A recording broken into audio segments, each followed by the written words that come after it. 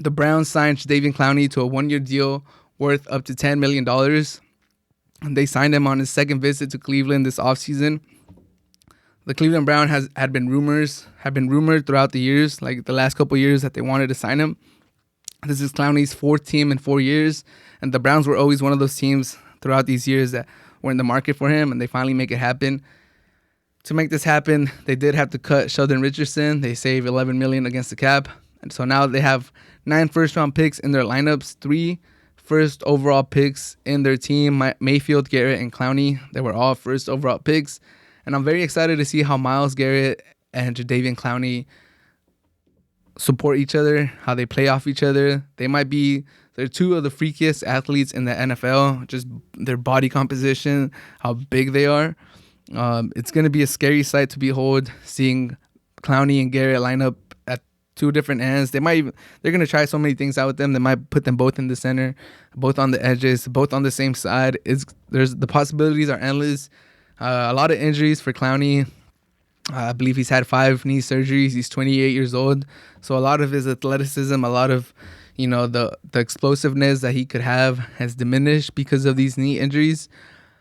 But I think he's always been asked to be the guy. He's always been asked to be the number one.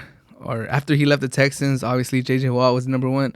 But with the Titans, with the Seahawks, he was asked to be the main guy, the main pass rusher, the guy that gets the double teams, the guy that has to win, the guy that defensive schemes rely on to get pressure. Now with the Browns, Myles Garrett is clearly the guy. He's probably the best rusher in the league right now. Him and Aaron Donald and Mac are probably the 3 best at getting to the quarterback right now. So with Myles Garrett getting the double teams, with Myles Garrett being the one that the defense is going to put all their attention to, now Clowney has, for the first time in a while, the opportunity to just be one-on-one. Just be this guy. Just use your freakish power, freakish athleticism to get around your guy. Yeah, it has diminished, but I think he still has enough to get it done. 0 sacks in 8 games last year for Tennessee, but Tennessee as a whole had a terrible pass rush. I think they overly relied on Jadeveon Clowney, and now with the Browns, I think they could take their foot off the gas a little bit with Jadeveon Clowney. They could rest him. They could keep him healthy. They could keep him fresh for the back end of the season, get him into rhythm the last 4 weeks and keep him healthy for the playoffs. That's when they're going to need him. The Browns are looking scary.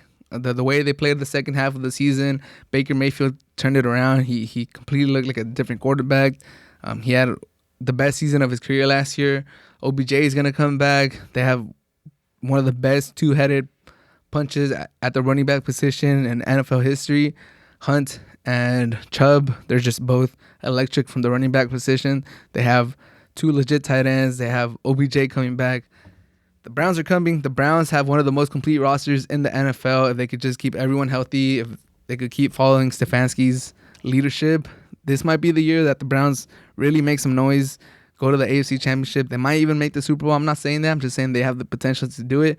They have a loaded roster. Defense is one of their weaknesses. If Myles Garrett and Clowney are harassing passers, they're going to be scary. So their back end, their cornerbacks, their safeties, that's probably their weakest point.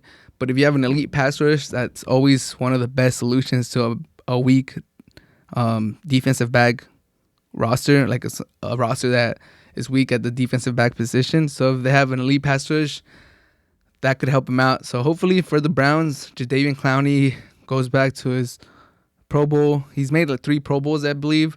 He's been an All-Pro once. So hopefully he's able to come back to at least, close to that All-Pro level or Pro Bowl level. And him and Myles Garrett, like I said, if you have ever seen them without no shirt on, Myles Garrett is a freak. Jadeveon Clowney is a freak.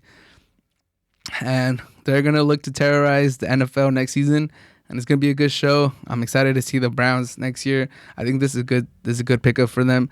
But yeah, Browns signed Jadeveon Clowney, and they cut Sheldon Richardson. Let me know what you guys think about this signing. Is Jadeveon Clowney washed? Did they pay too much for him?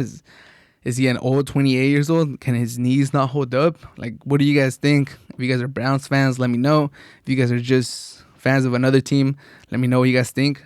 or neutral fans anywhere. Let me know what you guys think. I think it's a good signing. I think there's potential. I see Jadeveon Clowney being a good serviceable, a good pass rusher when he's not the number one, when there's someone else getting the attention. But let me know. I might be wrong.